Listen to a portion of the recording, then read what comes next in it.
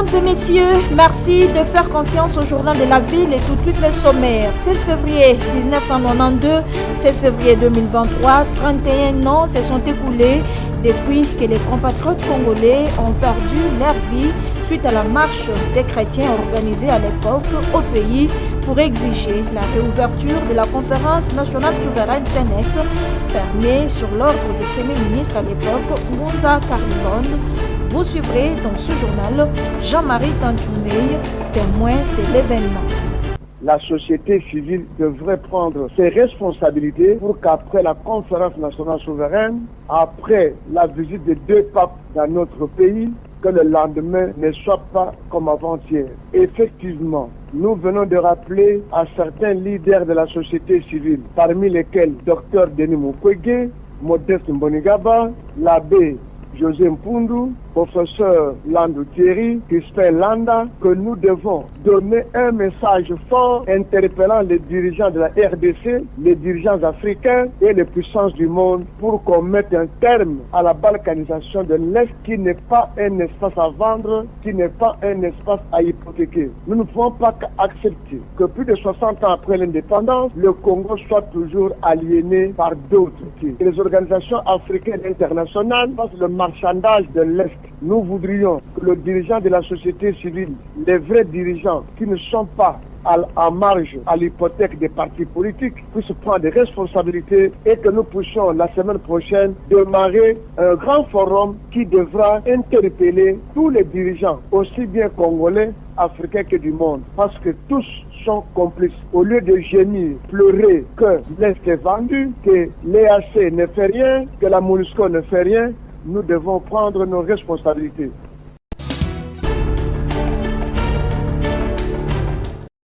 La ministre d'État, ministre de la Justice et garde de Sceaux, Rose Mutombo Kessé, a coprocédé avec les délégués de la représentante de la MONUSCO ce mercredi 15 février 2023 à la cérémonie de clôture de la 3e réunion du comité de pilotage du programme conjoint des Nations Unies d'appui à la réforme de la justice et du projet d'appui à la lutte contre la corruption en République démocratique du Congo.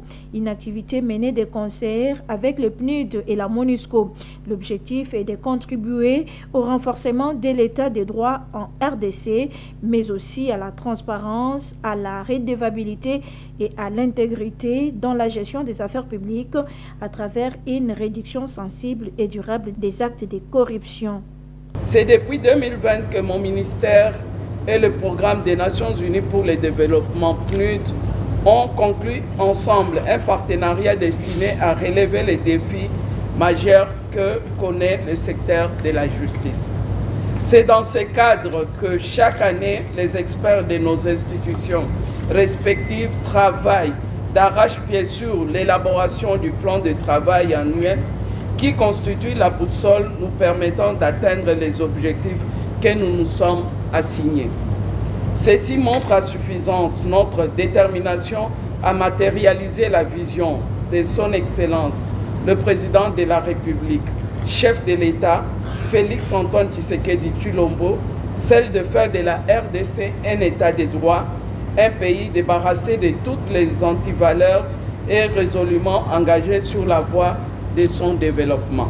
Pour l'année 2023, le plan de travail annuel validé par les experts vont certainement amener la République démocratique du Congo à relever certains défis liés à la réforme de la justice et à la lutte contre la corruption, poursuit la ministre de la Justice. Pour y parvenir, je me fais le devoir de rappeler ici à l'attention de tous que ces plans de travail annuels sont élaborés pour être mis en œuvre. C'est alors que nous allons répondre véritablement aux attentes des bénéficiaires directs et indirects de notre action. Rose Mutombo a félicité pour les livrables fruits d'un travail acharné et tous les partenaires de la RDC et l'a adressé ses remerciements pour leur accompagnement financier appréciable.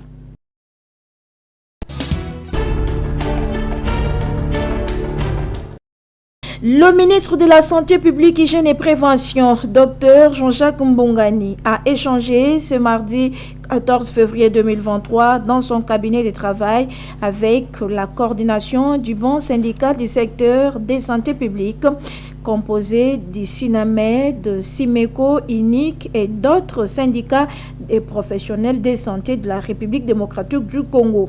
Cette délégation syndicale INI est venue réitérer à l'autorité des tutelles les différentes attentes sociales des agents du secteur de la santé qui doivent être prises en compte par le gouvernement de la République. Cette rencontre a été également une occasion propice pour évaluer les différentes recommandations contenues dans les accords des Bibois 2 signés l'année dernière entre le gouvernement de la République et les bancs syndicaux du secteur de la santé.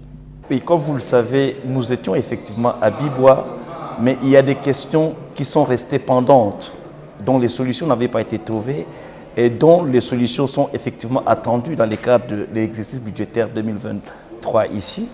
Et donc, il était question que nous puissions échanger avec son Excellence, Monsieur le ministre de la Santé, pour pouvoir envisager ensemble et dans un dialogue social apaisé les pistes de solutions qui doivent être prises en compte pour que la paix sociale puisse demeurer dans notre secteur.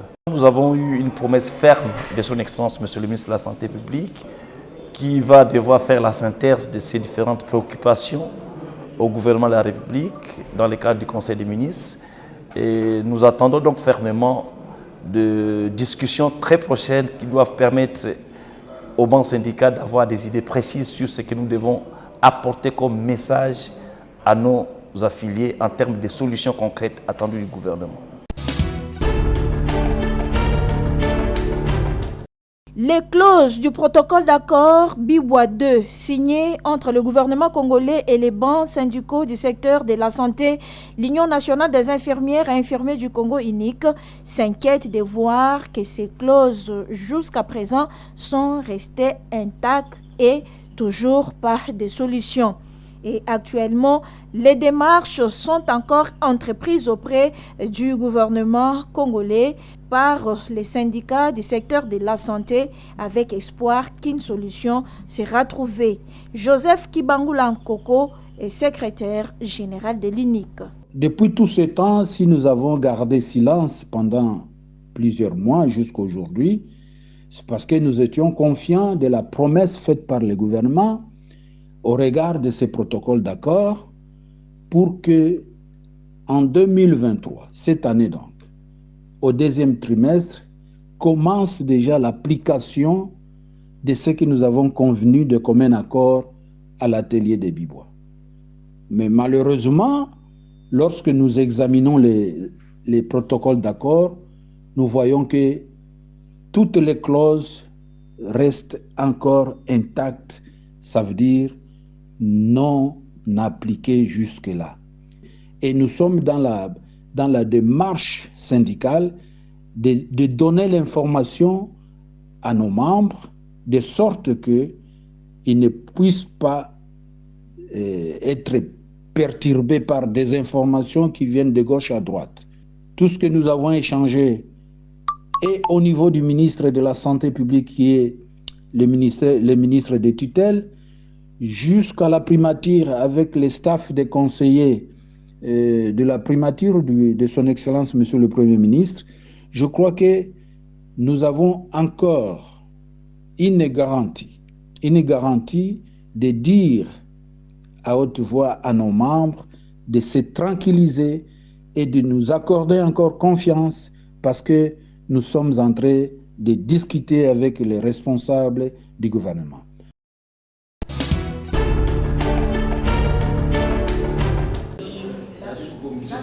Les filles et fils de la province du Nord Kivu, réunis au sein de l'intercommunautaire de cette province, s'opposent à l'opération d'identification et d'enrôlement des électeurs par la Commission électorale nationale indépendante CENI. La province du Nord Kivu, agressée par les rebelles du M23, appuyée par le Rwanda, sa population ne peut pas s'enrôler dans cette situation de guerre. Elle exige d'abord la paix dans une déclaration tenue ce mercredi 15 février 2023 2023 à Kinshasa au centre Sepasa Gombe où ils sont en travaux de commission. Jaron Paluku Kandou est président de l'intercommunautaire du Nord Kivu. L'intercommunauté du Nord Kivu en état de siège porte à la connaissance des autorités du pays, de l'opinion tant nationale qu'internationale, que l'Assemblée des communautés du Nord Kivu s'oppose à l'enrôlement des électeurs dans la dite province. Pour les communautés du Nord Kivu, l'enrôlement ne peut être envisagé qu'à des conditions ci-après. 1. La fin de la guerre d'agression rwandaise par l'interposition des terroristes du M23. 2. Les retours de tous les déplacés de guerre ainsi que les réfugiés récemment établis dans les pays voisins. 3. L'établissement réel de l'autorité de l'État dans toute la province du Nord Kivu. 4. Les acteurs politiques du Nord Kivu sont appelés à sensibiliser la population pour ce processus d'enrôlement. Enfin, l'intercommunauté du Nord Kivu demande au gouvernement de la République de privilégier simultanément la recherche de la paix et l'assistance humanitaire en faveur des populations déplacées.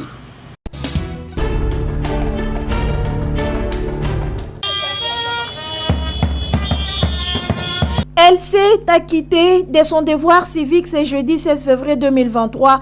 Kouba Mireille Dédé, présidente de la Ligue des femmes de l'Union des patriotes nationalistes congolais IPNAC, commune de Kinshasa, parti cher à Corneille Mbala, accompagnée par sa base, membre de l'IPNAC, avec des chants au rythme des fanfares, depuis croisement Kabalo, Wangata, en passant par Kabambar, jusqu'au centre d'identification et d'enrôlement des électeurs de la Commission électorale nationale indépendante CENI, installée au complexe scolaire Kasaka, dans la commune de Kinshasa, où Kouba Mireille Dédé s'est enrôlé. D'abord, identifié, enregistré, empreinte digitale, passe par la capture. Kouba Mireille Dédé reçoit sa carte qui fait d'elle désormais électrice et éligible.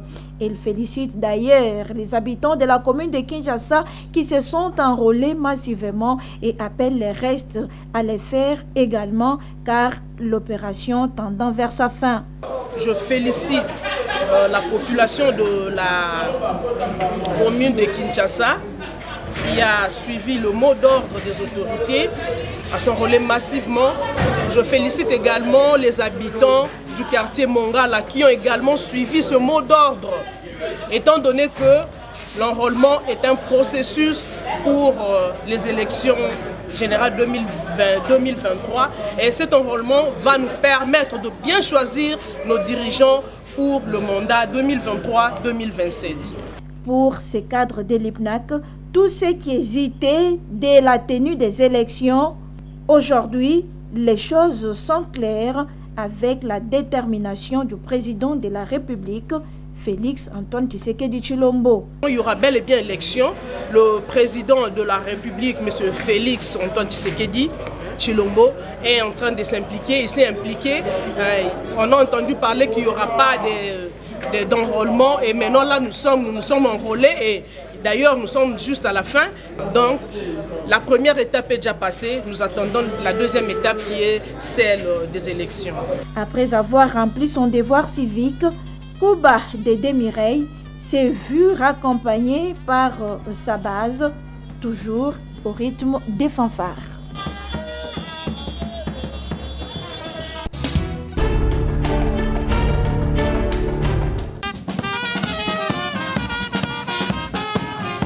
Jean-Baptiste Manda Mouzama, jeune membre de l'Alliance pour les actions citoyennes, parti cher au professeur Évariste Bochab, s'est acquitté de son devoir civique ce jeudi 16 février 2023 à Kimbantseke, au centre d'identification et d'enrôlement des électeurs de la Commission électorale nationale indépendante CENI, installé au collège Saint-Frédéric.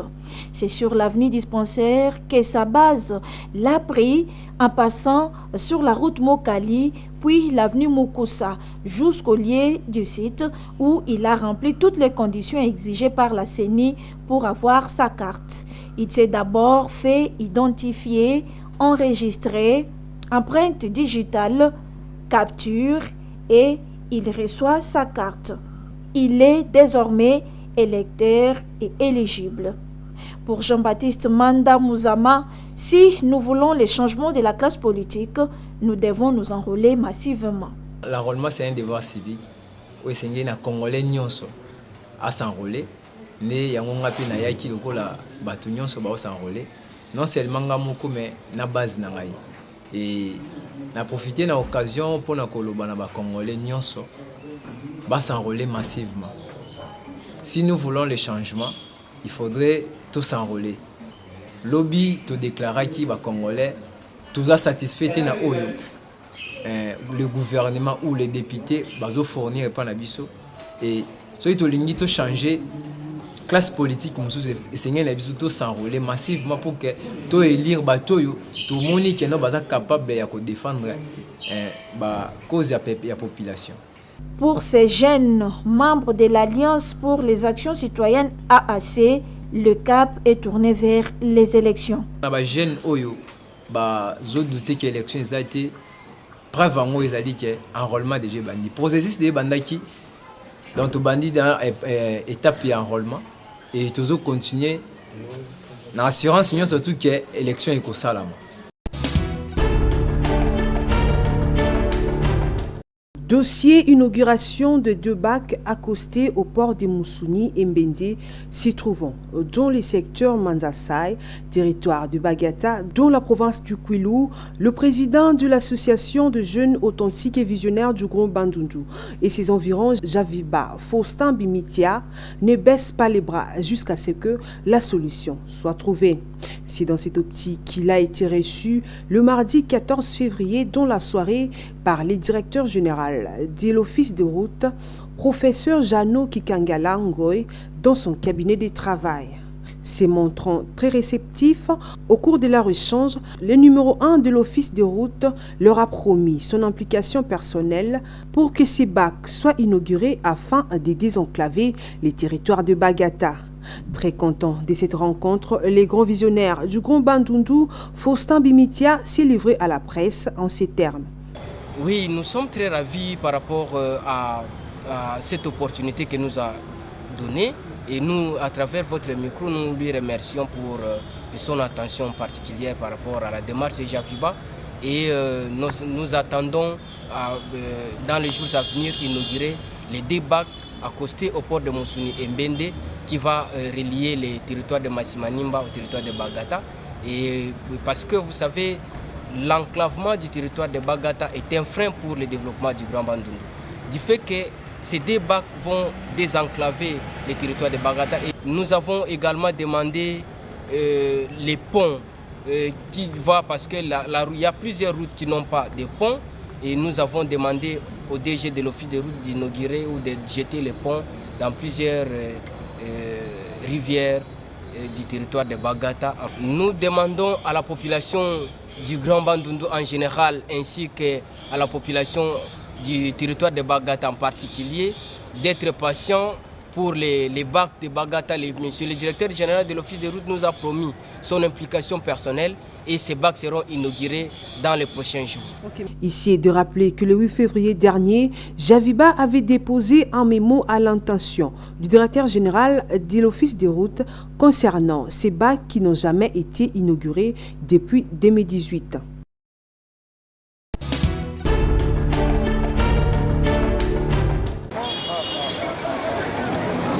Ils étaient partis en équipe pour se baigner dans la rivière Ndjili, brasserie, site Mona Paradis, mais les choses ont mal tourné pour l'une de ses camarades. C'est cette fille âgée de plus ou moins 20 ans qui s'est noyée, emportée par la pression de l'eau. Tous les efforts fournis par ses camarades pour la récupérer n'ont pas abouti et les sorties mortes au cœur sensible de s'abstenir.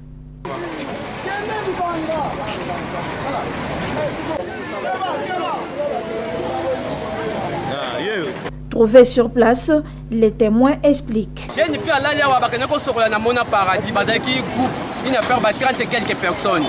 Babanaï ko sokolande ye adindaki na mai mobile bazaki couple mobile pa landiye po a sauver a kokite bande ko mutu bazaki banda ba moni mobile balandi mobile moi ça mi bungelaki ba sauver kaka modi moi mobile moi sinde ba mona kite nde akoko sibitima biso to fanda kiawa to moni kaka na kidiba mutakanga mina pont awa nde yango moni to bengi la police na ba quartier baya kota ye bana to moni to bimisi wana donc baye bato ba libanda ya jiba seri baba ke mai zambo nene sabe ko na jeté kokota na profondeur te so na limite kweza la mwa bien baya ba tourisme na bango il faut baleka kana bureau pas enregistrer bango après ba kei na bureau ya quartier ezali baya ko se enregistrer je basilisi ba kei e basilisi kuna baye na bureau quartier ba vérifier boza non boza normal OK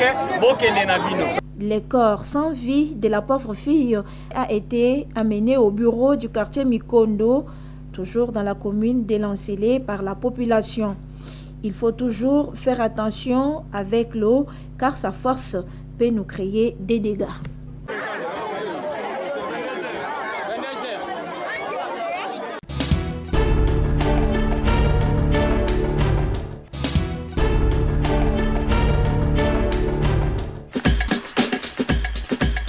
Nous sommes arrivés à la fin de ce journal de la ville, mesdames et messieurs. Merci de l'avoir suivi. Le prochain rendez-vous est fixé pour ce vendredi et d'ici là, portez-vous bien.